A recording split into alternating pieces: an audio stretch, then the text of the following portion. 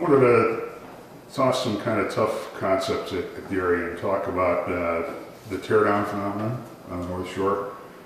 The last statistics I saw were that nearly 10% of the housing stock in Winnetka was torn down and rebuilt from '99 through '06. I'm surprised. It sounds like a very high number, but it's nearly 10%. Is this something you see continuing?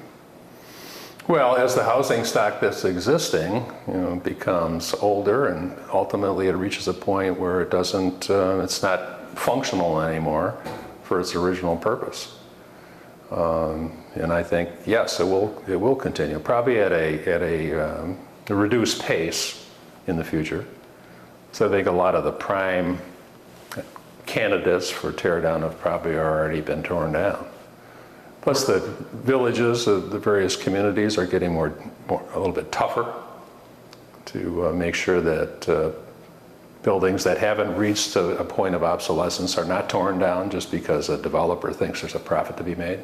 You have functional obsolescence and you have economic obsolescence. A home that's too small for the size lot that it's on, I think, isn't that common? That's fairly common, but there's always people, there's young families, with young small families that are looking for a starter home. They would love to come up to Winnetka, do it. So a small home that, even though it could be much larger, is still a market opportunity for certain families because the price point will be lower.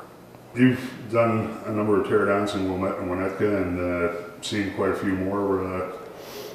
Most of them tasteful improvements to the community or detriments? Oh, I think for the most part they've all added to the community. They've been tastefully done. Some architects tend to want to do something that's a little bit different to distinguish themselves as opposed to their home. And so you see some unique designs out there that you probably wouldn't see otherwise. Things that don't quite fit into the community like they could. I see surprisingly little of that in Winnetka. Mostly traditional homes being rebuilt, aren't they? Yeah, for the most part. One phenomenon I've been hearing about recently is people trying to get into the teardown business for their own account. That they think they can buy and build and save themselves some money rather than buying from a builder.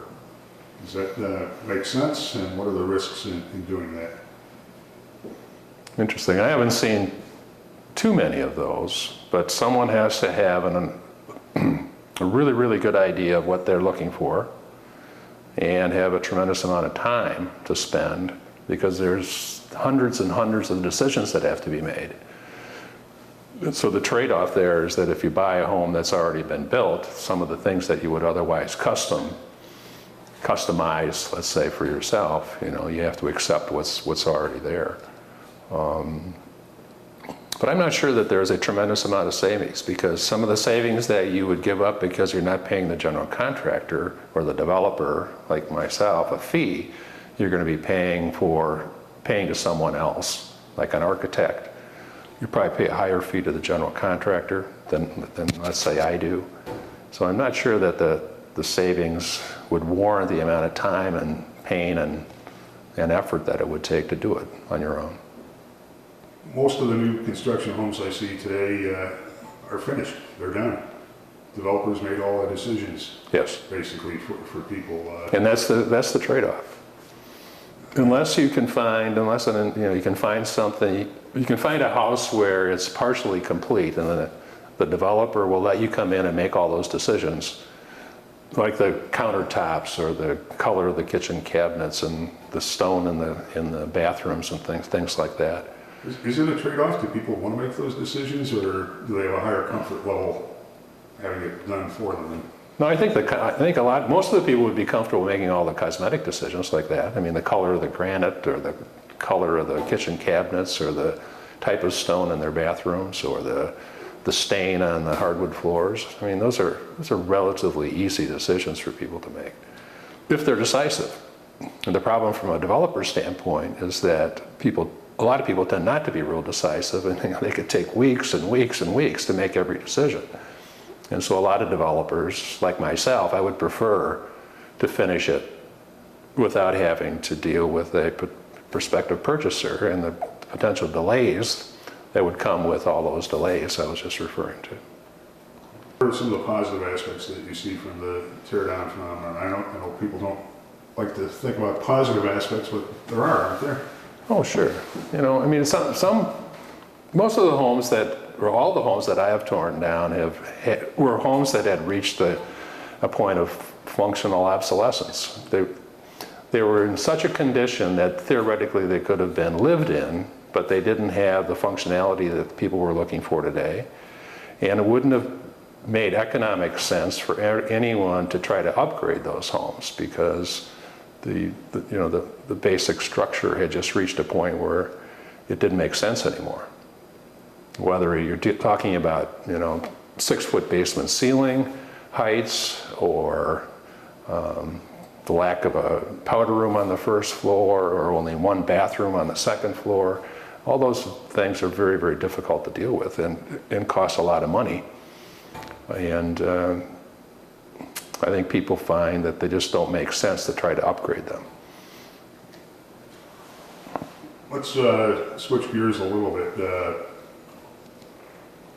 There's been a bit of a standoff in the market recently between buyers and sellers. And buyers seem to have a perception that the market is coming down and that there's an advantage to wait. Is there? Or is that possibly a foolish thing to do? Well, I think that I think that what people are reading about are the things in the newspapers, which tend to paint the housing situation in the country on a countrywide basis, as opposed to the individual communities or the individual markets, which is where they ought to be focusing or drawing their conclusions. The hot markets of Florida, California, Las Vegas, where they truly had a bubble, those markets are, without a doubt, suffering, and prices are coming down. I don't think we never had a bubble like that or anything close to it here, at least on the North Shore. But there have been price adjustments on the North Shore. There's been some trailing off over the past 2 years. Prices aren't going up, but there's very little evidence that they're coming down.